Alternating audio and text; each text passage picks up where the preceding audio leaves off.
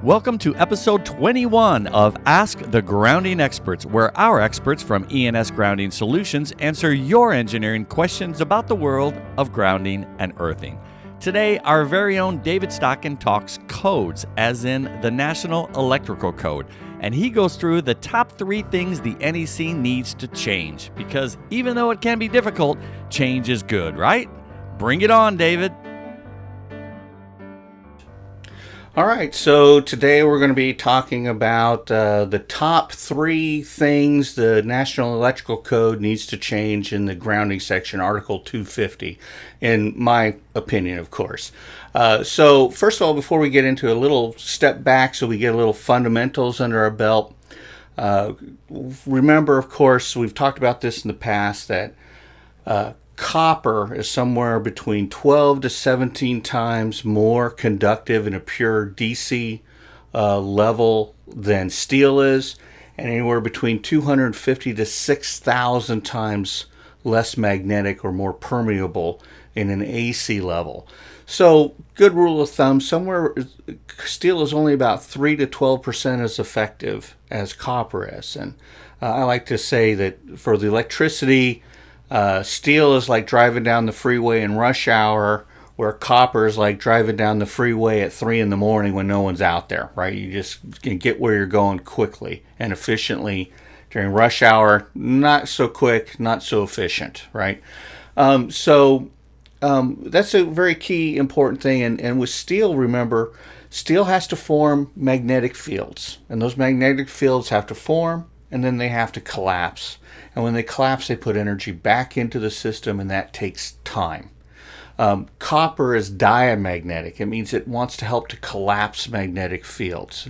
So that's why we love copper so much in grounding. Is a lot of it has to do with the electromagnetic interference that's being caused.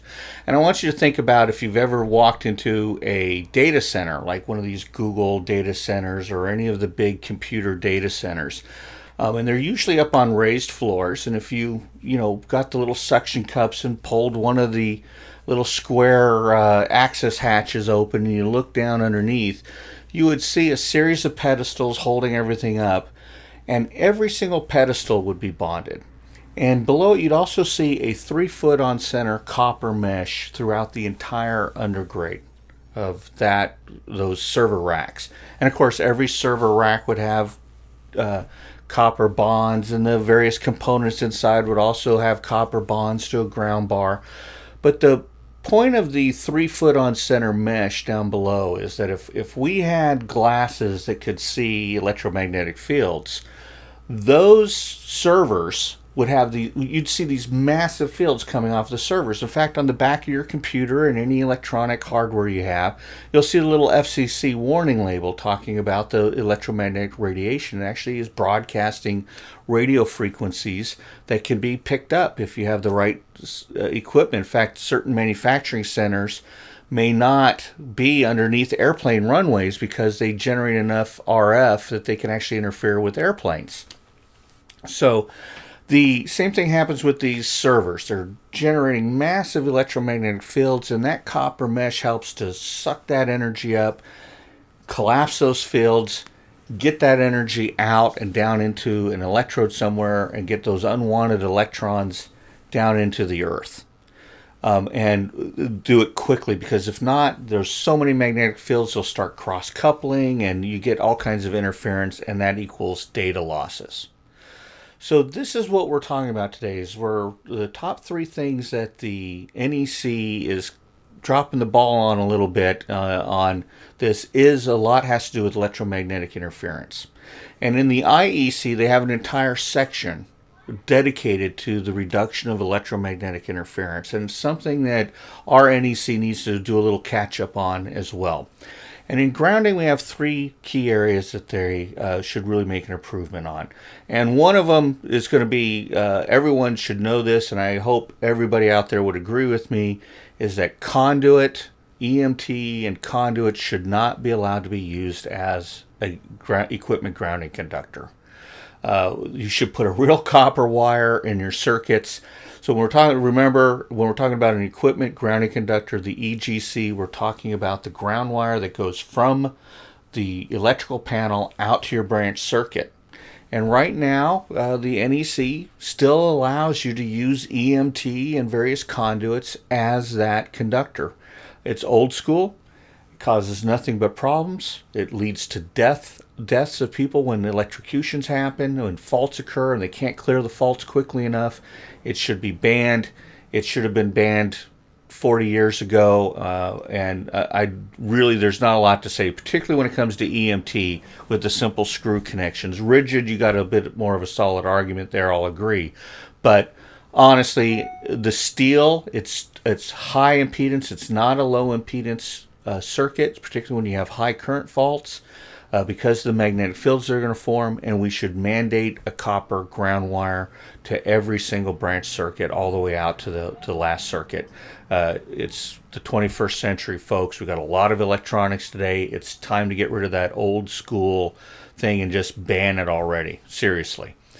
So that's the number one, is that one. The second one is the exception in Article 250.50 that allows you not to bond steel rebar in the concrete foundations.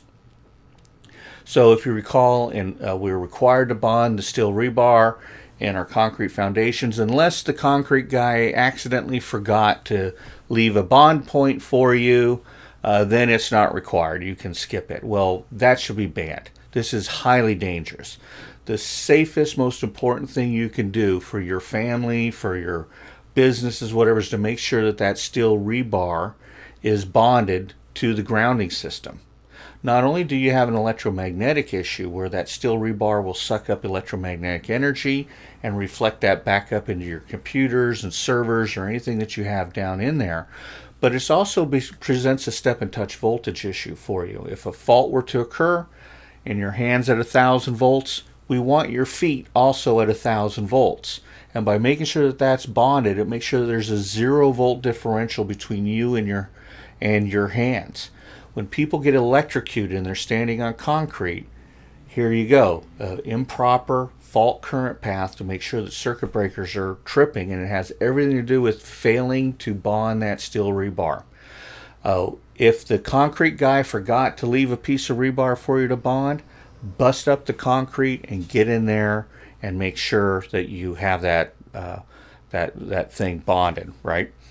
So that's one of the number one issues that you can do for safety, is to make sure that steel rebar is properly bonded to your grounding system. And that includes even when you have a vapor barrier underneath, or you're using epoxy coated rebar. You still want to make sure it's bonded, because the electricity and magnetic fields will pass right through all of that, and you still want to make sure you get the current off there so that magnetic fields don't form on there, and you get the unwanted current, so you reduce corrosion risk. Right when corrosion starts happening, the steel will expand to at least 2.5 times its size. It can generate something like 35 megapascals of energy, more than enough to start cracking your concrete foundation.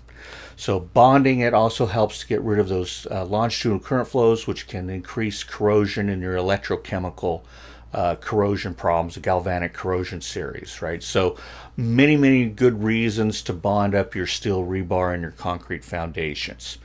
The other one we should have is using our structural steel as a conductor for the exact same reasons. As you know, right now you're allowed to take the structural steel member, the I-beams, and you can use it for both lightning protection systems, and you can use it for bonding up various transformers in your panels to move to get it down to the grounding electrode. Classic example: a 4-story building. You have a steel I-beam, and all of the 4th floor is bonded to that steel I-beam. All the grounding on the 3rd floor gets bonded to the steel I-beam. All the 2nd floor gets bonded down to the 1st floor, which gets bonded, and that finally at the bottom it gets tied to some electrode system at some level. Again, we're breaking the copper to copper path for our fault current path. We're adding in impedances. We're allowing that steel I-beam to become charged and become part of the fault current path, and that induces magnetic issues, slows down circuit breaker, trip times, everything. All this stuff happens that we talked about with any other electromagnetic interference. And frankly, 10 feet of copper in today's age and environment, really, what are you saving by not running copper? So if you've got a steel I-beam and you know that that's going to be the primary bonding point for your electrical system, why not install a simple ground bar and a copper wire up to the fourth floor all the way through and have a nice, steady, consistent bonding point that ensures that you have copper to copper to copper path all the way out to your final electrode system. So in conclusion, our top 3 things that I believe should be changed in the National Electrical Code Article 250 is going to be making sure that we remove that exception in Article 250.50 that allows you to not bond the steel rebar in your concrete and foundation, your concrete encased electrodes. That should be removed. You must do it. You should do it every single time, all the time, and it should be removed. It's really unsafe to allow that. Number 2, we need to stop using conduit as an equipment grounding conductor. We shouldn't allow it. Put a copper wire in your branch circuits, period. And as far as that goes, same thing with Edison circuits, right? We should not share neutrals, but that's another story. And last but not least, of course, is making sure that our steel I-beams are not used as a conductor either. We should use a piece of copper for those critical fault current paths that deal with human safety. So that wraps up today's episode. If you're listening to us on a podcast, please hit the subscribe button and leave us a comment or give us a nice rating if you feel like it. Also, we have, if you're watching us on YouTube, hit like, leave a comment below. There'll be links to all of this here right below, I guess, in the field, and you can find a ton of good information in there. Feel free to visit our website and feel free to give us a call. We love hearing from you. Thanks a lot, and we'll see you next time. Thanks so much for watching. If you found this episode helpful, please give us a quick like down below and subscribe to stay up to date on future educational videos we will be publishing. And feel free to post questions or comments below as well. We might even feature your questions in future videos.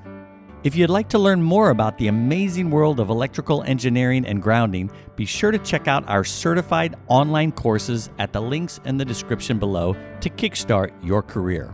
See you next time.